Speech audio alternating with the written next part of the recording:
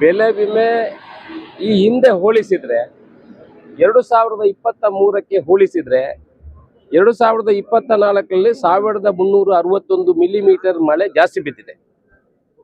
So ನಮಗೆ ಬೆಳೆ ವಿಮೆ ಜಾಸ್ತಿ ಬರಬೇಕು. ಒಂದನೇದು ಹವಾಮಾನ ಆಧಾರಿತ ಬೆಳೆ ವಿಮೆ ಕೊಡುವಂಥದ್ದು ನಾನು ಅಧಿಕಾರಿಗಳ ಜೊತೆ ಒಂದು ಹಂತದ ಚರ್ಚೆಯನ್ನು ಮಾಡಿದ್ದೀನಿ. ಅದು ಬರೀ ಮಳೆಗೆ ಮಾತ್ರ ಅಲ್ಲ, ಗಾಳಿ, ಮಳೆ, ಬಿಸಿಲು ಈ ಮೂರನ್ನು ಆಧರಿಸಿ ಕೊಡುವಂಥದ್ದು ಒಂದು ಹವಾಮಾನ ಆಧಾರಿತ ಬೆಳೆ ವಿಮೆ. ಇದರಿಂದ ಸರ್ಕಾರದಿಂದ ಬೇಕಾಗಿ ಅವ್ರು ಎಷ್ಟು ದುಡ್ಡು ಕೇಳ್ತಾರೆ, ಎಷ್ಟು ಬಂದಿದೆ, ಅದರಲ್ಲಿ ಇಷ್ಟು ಪರ್ಸೆಂಟೇಜ್ ಕೇಂದ್ರದ್ದು ಬರ್ತದೆ, ಇಷ್ಟು ರಾಜ್ಯದ್ದು ಬರ್ತದೆ, ಅವರ ವಿಮೆ ಬರ್ತದೆ. ನಿಮಗೆ ಗೊತ್ತಿರ್ಬೋದು, ಹಿಂದೆ ಅಲ್ಲಲ್ಲಿ ದೊಡ್ಡ ದೊಡ್ಡ ಬೋರ್ಡ್ ಹಾಕ್ತಾ ಇದ್ರು, ಸರ್ಕಾರಿ ಇದು ಕೇಂದ್ರದಿಂದ ಬರುವಂತದ್ದು. ಈಗೇನಂತಾರೆ, ಎಲ್ಲೋ ಇದು ಬೋರ್ಡು ಇಲ್ಲಲ್ಲ, ಇದೆಯಾ? ಕೇಂದ್ರದಿಂದ ಬರುವುದಿಲ್ಲ ಅಂತ ನಾವು ಹೇಳುವುದಿಲ್ಲ. ಕೇಂದ್ರದಿಂದನೂ ಒಂದು ಪಟ್ಟು ಬರ್ತದೆ, 30% ಬರ್ತದೆ, 60% ರಾಜ್ಯದ್ದು ಬರ್ತದೆ, 10% ಏನು ಇದು ನಮ್ಮ ಪ್ರೀಮಿಯಂ ಕಟ್ಟಿದ್ದು ಬರ್ತದೆ. ಕೊಡುವಂಥದ್ದು ನಮ್ಮ ಇಲಾಖೆಗಳ ತಪ್ಪು ಇರ್ಬೋದು, ನನಗೆ ನಿಖರವಾದ ಮಾಹಿತಿಗಳಿಲ್ಲ. ಯಾವ ಅಧಿಕಾರಿಯೂ ಕೂಡ ಅಲ್ಲಿ ಆ ಗಣಕ ಯಂತ್ರ ಹಾಳಾಗಿದೆ ಅಂತ ಯಾರು ಹೇಳಿಲ್ಲ. ಮೊನ್ನೆ ಅಧಿವೇಶನದಲ್ಲಿ ಇದರ ಪರವಾಗಿ ಕರೆಕ್ಟಾಗಿ ನಾನು ಮಾತಾಡಿದ್ದೀನಿ. ಸರ್ಕಾರದ ಗಮನ ಸೆಳೆಯುವಂಥ ಕೆಲಸವನ್ನು ಮಾಡಿದ್ದೀನಿ. ಯಾರು ಕೂಡ ಮಾತಾಡಲಿಲ್ಲ. ಮುಖ್ಯಮಂತ್ರಿಯವರ ಹತ್ರ ವೈಯಕ್ತಿಕವಾಗಿ ಹೋಗಿ ಅದರ ವಿಚಾರವನ್ನು ಹೇಳಿದ್ದೀನಿ. ನಮ್ಮ ತೋಟಗಾರಿಕಾ ಮಂತ್ರಿಯವರು ಅವತ್ತು ಅಲ್ಲಿ ಅಧಿವೇಶನದಲ್ಲಿ ಇರಲಿಲ್ಲ. ನನಗೆ ಸರಿಯಾದ ಉತ್ತರಗಳು ಸಿಗಲಿಲ್ಲ. ಅದರಿಂದ ನಾವು ಇನ್ನೊಂದು ಮೀಟಿಂಗನ್ನು ಸೋಮವಾರ ನಾನು ತೋಟಗಾರಿಕೆ ಮಂತ್ರಿ ಹತ್ರ ಮಾತಾಡಿದ್ದೀನಿ. ಅವರು ಸೋಮವಾರ ಬರ್ತೀನಿ ಅಂತ ಹೇಳಿದ್ದಾರೆ. ಸೋಮವಾರ ಇಲ್ಲದ್ರೆ ಮಂಗಳವಾರ ನಾವು ಬೆಳಗಾವಿನಲ್ಲಿ ಇದರ ಬಗ್ಗೆ ಚರ್ಚೆಯನ್ನು ಮಾಡ್ತೇವೆ.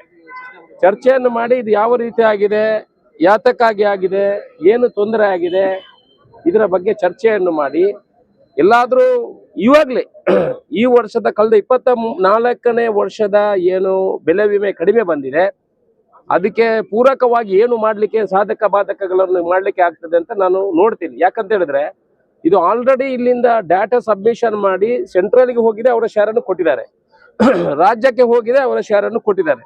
ಇನ್ನೊಂದ್ಸಲ ಕ್ಲೈಮ್ ಮಾಡಲಿಕ್ಕೆ ಕಾನೂನಿನಲ್ಲಿ ಯಾವ ರೀತಿ ಸಾಧಕ ಬಾಧಕಗಳು ಇದೆ ಅಂತ ಗೊತ್ತಿಲ್ಲ ನನಗೆ. ನಮ್ಮ ಒಂದು ಬೇಡಿಕೆ ಇರುವಂತದ್ದು ಅದನ್ನು ಸರಿ ಮಾಡಿ ಪುನಃ ನಮಗೆ ಹೆಚ್ಚಿನ ವಿಚಾರಗಳಿದ್ರೆ ಕೊಡಬೇಕು. ಆದರೆ ನಮ್ಮ ಹತ್ರ ಡಾಟಾ ಸರಿ ಇಲ್ಲ ಅಂತ ಹೇಳ್ತಾರೆ. ಡಾಟಾ ಅದೇ ಇರುವುದು ಅಂತ. ಬರುವ ವರ್ಷಕ್ಕೂ ಇದೇ ತೊಂದರೆಗಳಾಗಬಾರ್ದು. ಅದಕ್ಕೆ ನಾವು ಮುನ್ಸೂಚನೆಯಾಗಿ ನಾವು ಇದನ್ನು ಏನೇನು ಸರಿ ಮಾಡಬೇಕು, ಎಲ್ಲೆಲ್ಲಿ ಆ ಯಂತ್ರಗಳು ಸರಿ ಇಲ್ಲ ಅದನ್ನು ಸರಿ ಮಾಡುವಂತ ಕೆಲಸಗಳು ಆಗಬೇಕು. ಇದು ಏನ್ ಮಾಡ್ತಾರೆ ಅಂತ ಹೇಳಿದ್ರೆ ಇದರ ಇಂಪಾರ್ಟೆನ್ಸ್ ಯಾರಿಗೂ ಗೊತ್ತಿರಲಿಲ್ಲ ಅಧಿಕಾರಿಗಳಿಗೆ. ಏನೋ ಬೇಕಾಬಿಟ್ಟು ಒಂದು ಡಾಟಾಗಳನ್ನು ಕೊಡುವಂಥದ್ದು, ಇದರಿಂದ ಆಗುವಂತ ತೊಂದರೆಗಳು ಈಗ ಅವರಿಗೆ ಗೊತ್ತಾಗಿದೆ ಏನಾಗ್ತದೆ ಇದರಲ್ಲಿ ಅಂತ. ಅದರಿಂದ ಅಧಿಕಾರಿಗಳ ಈ ಕೃಷಿ ಇಲಾಖೆ ಅಧಿಕಾರಿಗಳ ಸಭೆಯನ್ನು ಕೂಡ ಕರೆಯುವಂತ ಕೆಲಸವನ್ನು ಮಾಡ್ತೀವಿ. ಎಲ್ಲಿ ತೊಂದರೆ ಆಗಿದೆ ಅಂತ ಅದನ್ನು ನೋಡುವಂತ ಕೆಲಸವನ್ನು ಮಾಡಿ ಅದಕ್ಕೆ ಯಾವ ರೀತಿ ಪರಿಹಾರವನ್ನು ಹುಡುಕುವಂಥದ್ದು ನನ್ನ ಪ್ರಕಾರ, ಕಾನೂನು ಪ್ರಕಾರ ಈ ಹಿಂದೆ ಒಮ್ಮೆ ಬಂದದ್ದಕ್ಕೆ ಕೊಡ್ಲಿಕ್ಕೆ ಆಗ್ತದಾ ಇಲ್ವಾ ಅಂತ ನಮ್ಮ ಬೇಡಿಕೆ ಇದೆ, ಕೊಡಬೇಕು ಅಂತ. ಅದು ಯಾವ ರೀತಿ ಮಾಡ್ತಾರಂತ ಗೊತ್ತಿಲ್ಲ.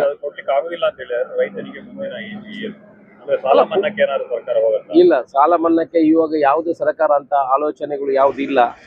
ಅಂದ್ರೆ ಬಂದಿದೆ ಅಂತ ಹೇಳಿದ್ರೆ ಕೆಲವರಿಗೆ ಮಾತ್ರ ಅವರು ಪ್ರೀಮಿಯಂ ಕಟ್ಟಿರುವಂತದ್ದು ಅಮೌಂಟಿನ ಅಷ್ಟು ಬಂದಿದೆ. ಹೆಚ್ಚಿನವರಿಗೆ 4 ಪಟ್ಟು 5 ಪಟ್ಟು ಬಂದಿದೆ. ನಾವು ನೋಡುವಂತ ಬಂದಿದೆ ಎಲ್ಲರಿಗೂ ಬಂದಿದೆ. ನಾನು ಯಾರಿಗೆ ಬಂದಿಲ್ಲ, ಯಾರಿಗೆ ಕಡಿಮೆ ಬಂದಿದೆ, ಯಾರಿಗೆ ಪ್ರೀಮಿಯಂ ಇಂದ ಕಡಿಮೆ ಬಂದು ನಾನು ನಿಖರವಾದ ಮಾಹಿತಿಯನ್ನು ಕೇಳಿದ್ದೀನಿ. ನನಗೆ 2 ಬಿಟ್ರೆ ಬೇರೆ ಯಾರು ಕೊಡ್ಲಿಲ್ಲ. ಎಲ್ರು ಹೇಳ್ತಾರೆ ಕಡಿಮೆ ಬಂದಿದೆ ಅಂದ್ರೆ ಕಡಿಮೆ ಬಂದ್ರೆ 4 ಪಟ್ಟು ಬಂದಿದೆ. ನಮಗೆ ಈಗ ಡಾಟಾ ಇರುವುದರಲ್ಲಿ ಅವರು ಕಂಪನಿಯವರು ಅಂತದವರನ್ನು ನಾವು ಕೊಟ್ರೆ ನಮಗೆ ಬೇಸ್ ಆಗ್ತದೆ. ನನ್ನ ಹತ್ರ ಇರುವುದು 2 ಮಾತ್ರ ಅಂತದ್ದು. ನನ್ನ ಹತ್ರ ಇರುವಂತದ್ದು 2. ನಾನು ತುಂಬಾ ಜನರ ಹತ್ರ ಕೇಳಿ, ಸಹಕಾರಿ ಕ್ಷೇತ್ರದ ಬ್ಯಾಂಕ್ನ ಯಾರು ಅದಕ್ಕೆ ಯಾರು ಕೊಡ್ತಾರೆ ಅವ್ರ ಹತ್ರನು ಕೇಳಿದೀನಿ. ಅಂತದ್ದು ಇದ್ರೆ ಕೊಡಿ, ಕೊಡಬೇಕು ಅಂತದ್ದು ಇದ್ರೆ ಯಾವ್ದಾದ್ರು ದಯಮಾಡಿ ಬೇಗ ಮಾಹಿತಿಗಳನ್ನು ಕೊಡಿ. ವಾಟ್ಸಪ್ ಅಲ್ಲಿ ಕಳಿಸಿದ್ರು ಸಾಕು, ನೀವು ಬಂದು ಕೊಡ್ಬೇಕಂತ ಇಲ್ಲ. ನಂದು ಇಷ್ಟೇ ಕಡೆ ಜಾಗ ಇದೆ, ಇಷ್ಟು ಪ್ರೀಮಿಯಂ ಕಟ್ಟಿದ್ದೀನಿ, ನನಗೆ ಇಷ್ಟು ಬಂದಿದೆ. ಪುತ್ತೂರು ತಾಲೂಕಿನವರು ಕೊಡಿ, ನಾವು ಅದನ್ನು ನೋಡುವ. ಮತ್ತೆ ಬಾಕಿದೆಲ್ಲ ನಾವು ಮಾತಾಡುವಾಗ ನಾನು ಉಡುಪಿ ಮತ್ತೆ ದಕ್ಷಿಣ ಕನ್ನಡ ಎರಡಕ್ಕೂ ನಾನು ಮಾತಾಡ್ತೀನಿ. ಯಾವಾಗಲೂ ಪುತ್ತೂರಿನಿಗೆ ಮಾತ್ರ ಮಾತಾಡಿಲ್ಲ, ಎರಡನ್ನು ಮಾತಾಡ್ತೀನಿ. ಇದರ ಬಗ್ಗೆನೂ ಚರ್ಚೆ ಮಾಡಿ. ಮತ್ತೆ ಬೇರೆಯವರು ಮೀಟಿಂಗ್ ಮಾಡಿದ್ದಾರೆ, ಅದು ಮಾಡಿದ್ದಾರೆ, ಇದು ಮಾಡಿದ್ದಾರೆ, ಪ್ರೆಸ್ ಮಾಡಿದ್ದಾರೆ, ಅದರ ಬಗ್ಗೆ ನನಗೆ ಗೊತ್ತಿಲ್ಲ. ಅವರು ಸಹಕಾರಿ ಕ್ಷೇತ್ರದಿಂದ ಅವರು ಮಾಡಿರ್ಬೋದು. ಮತ್ತೆ ಅವರಿಗೆ ಅಧಿಕಾರಿಗಳನ್ನು ಕರೆದು ಕೇಳುವಂತ ನಿಖರವಾದ ಮಾಹಿತಿಯನ್ನು ಅಧಿಕಾರಿಗಳು ಕೊಡ್ಲಿಕ್ಕಿಲ್ಲ. ಮತ್ತೆ ಸರ್ಕಾರಿ ಅಧಿಕಾರಿಗಳು ಯಾರು ಇದನ್ನು ವ್ಯತ್ಯಾಸ ಮಾಡಿದ್ದಾರೆ ಅವರ ವಿರುದ್ಧ ಕ್ರಮ ತಗೊಳ್ಳುವಂತ ಕೆಲಸವನ್ನು ಮಾಡ್ತೀವಿ. ಅದು ಗಂಭೀರವಾಗಿ ತಗೊಳ್ಳುವಂತ ಕೆಲಸ. ತೋಟಗಾರಿಕಾ ಅಧಿಕಾರಿಯೊಬ್ಬರು ಪುತ್ತೂರಿಗೆ ಬಂದು ಸೆಪ್ಟೆಂಬರ್ ನಲ್ಲಿ ಮಾಹಿತಿ ಕೊಡ್ತಾರೆ. 75 ಶೇಕಡಕ್ಕಿಂತ ಕೂಡ ಹಾನಿಯಾಗಿದೆ. ಆದ ಕಾರಣ ಈ ಸಲ 30 ಪಟ್ಟಿಗಿಂತ ಜಾಸ್ತಿ ಬೆಳೆ ವಿಮೆ ಬರ್ಬೋದು ಅಂತ ಹೇಳುವಂತ. ಅಂದ್ರೆ ಬೆಳೆ ವಿಮೆಯ ಪಾಲಿಸಿ ಪ್ರಕಾರ ಬೇರೆ ಯಾವುದೇ ಅನುದಾನವನ್ನು ಸರ್ಕಾರದಿಂದ ಕೊಡ್ಲಿಕ್ಕೆ ಕೂಡ ಆಗುದಿಲ್ಲ. ಇದರಲ್ಲಿ ಈಗ 30 ಪಟ್ಟನ್ನ ಕೊಡಿಸ್ತಾರೆ. ನಾವು ಆ ರೀತಿಯ ಡಾಟಾವನ್ನ ಕೊಟ್ಟಿದ್ದೇವೆ ಅಂತ ನಾವು ಯಾವತ್ತು ಬೆಲೆ ಪರಿಹಾರ ಕೇಳುವಾಗ ನಮಗೆ ಹವಾಮಾನ ಆಧಾರಿತ ವಿಮೆ ಬರ್ತದೆ ಅಂತ ನಮಗೆ ಒಂದು ಧೈರ್ಯ. ಎಲ್ರು ಅದನ್ನು ಅವಲಂಬಿಸಿಕೊಂಡೇ ಇದ್ದಂಥದ್ದು. ನಾವು ಕೂಡ ಅದಕ್ಕೆ ಒಂದು 10 ಪಟ್ಟು ಸಿಗ್ತದೆ. ಏನಾದ್ರೂ ಕಳೆದ ಸಲನು, ಈ ಸಲ ಅಂತೂ ಅಡಿಕೆ ಮರದಲ್ಲಿ ಏನಿಲ್ಲ.